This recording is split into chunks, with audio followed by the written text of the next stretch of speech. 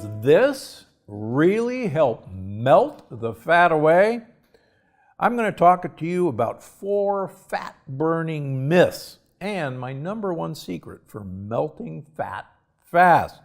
All right, myth number 1, counting calories helps you lose weight. Here's the bad news. A calorie isn't a calorie. The idea that calories count came from a time when none of us knew about the existence of the human microbiome, that huge collection of bacteria, fungi, parasites that live in our gut. We didn't know how much food, how many calories the microbiome was potentially able to eat for themselves.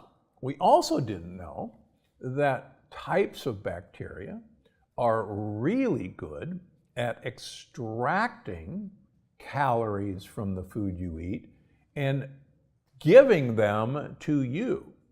We also didn't know that bacteria are really good at controlling your desire for certain foods, particularly high-calorie sugars and concentrated sugars and fats like saturated fats.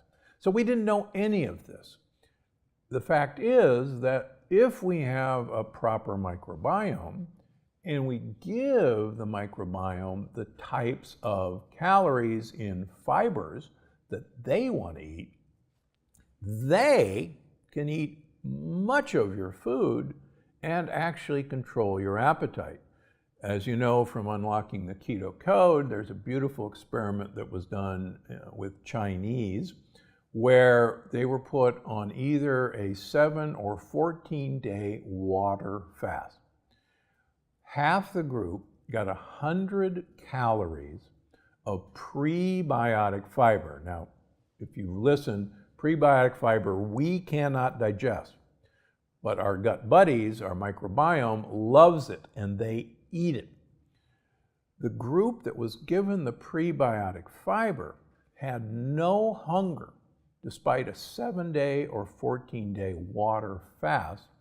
That's because the bacteria said, hey, we got what we need to eat. You don't have to go looking for food. It's called the gut-centric theory of hunger, and it's really empowering to know that you can give your bacteria control over what you eat. And again, you want calories eaten by your bacteria. That way, you can eat more calories and not worry about it. So the other thing, please, everybody wants to know, why aren't there any calorie counts in my books? Why aren't there any macros? Why don't I say, there's this many carbohydrates, there's this much fat, there's this much protein? When you're doing this right, none of this matters, and I stand by that. Myth number 2, exercise long and often for weight loss. Well, I got news for you. Exercise, as you know, I am a big fan of, and I like to exercise. But does exercise help you lose weight? Couple reasons, no. Number 1, animals exercise for one of 2 reasons: to find food or to not be someone else's food. And we actually come from the same lineage. My dogs go for a run or a walk with me every day. When we get back, they look at me and say, okay, we did our work. We've caught our kill, let's eat it. And that's when they eat. Interestingly enough, if we don't take a walk, or I gotta run out the door or something, they're not even hungry. They don't even look at me like, okay, we did it. And I see so many people who exercise strenuously and they're really hungry and they overeat from their exercise. I'm a perfect example. When I was 70 pounds overweight, I was what was called a Clydesdale runner. I ran 30 miles a week. I was doing 5K, 10K every weekend, and yet I was 70 pounds overweight. Why? Because quite frankly, I was always hungry and I was eating the wrong foods. When I stopped that and actually reduced my exercise program, that's when I really started to lose weight and keep the pounds off. Now, I was in a study years ago. People have looked at people who have had sustained weight loss over a period of time, long period of time. Sadly, as almost everybody knows, diets don't work for sustained weight loss. In fact, most studies show that anywhere from 95 to 98% of people who lose weight on a diet quickly regain that weight within a year. Now, long-term successful weight loss, it turns out that the difference between the long-term successful weight loss folks and the people who couldn't keep it off was the long-term people had an exercise program that they could stick with. And that was the one fundamental difference in long-term weight loss. We've seen that during the pandemic. A lot of people, their exercise programs fell in the toilet. The gyms were closed. There was no way to get to a spin class, a Pilates class, a yoga class, a weight training routine. And people's weight really started to go up. And I have a fun time watching my patients as each wave of COVID has gone by and we return to those activities. We can actually see people stabilize in their weight and lose weight. But with each wave, we see the exact same thing happen when everything shuts down again. So exercise is a great way to keep fat away, but not to lose weight initially. Myth number 3, eating fat will make you fat. Now, I've talked about this on a previous podcast, but in fact, if you eat the right kinds of fat, and if you eat them during the right times, and you don't eat fats with refined carbohydrates, fats can actually help you lose weight. So, extra virgin olive oil helps you lose weight. Very good studies comparing two groups of people where one group got extra virgin olive oil, the other group didn't.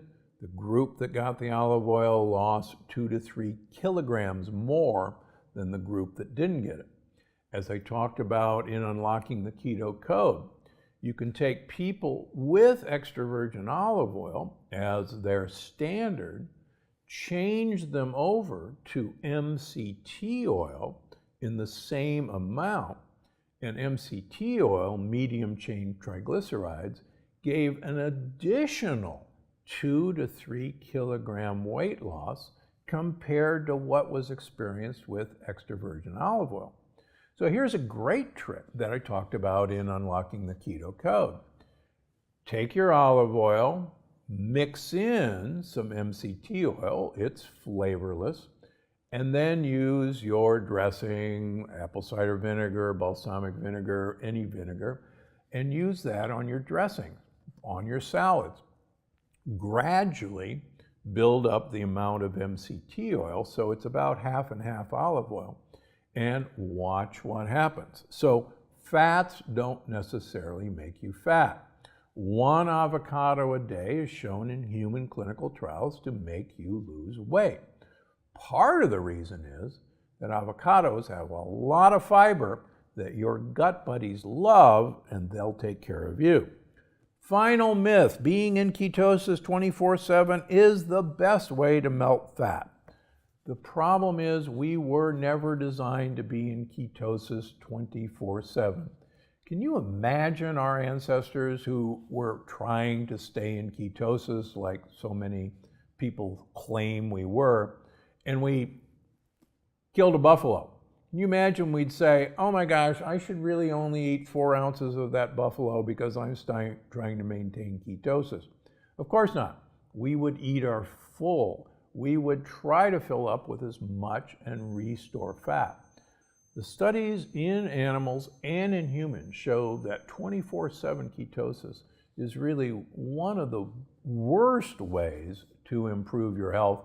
And because of lack of time, check out Unlocking the Keto Code and find out why. That's all for today, because I'm Dr. Gundry, and I'm always looking out for you. I hope you enjoyed this episode of the Dr. Gundry podcast. Make sure to check out the next one here.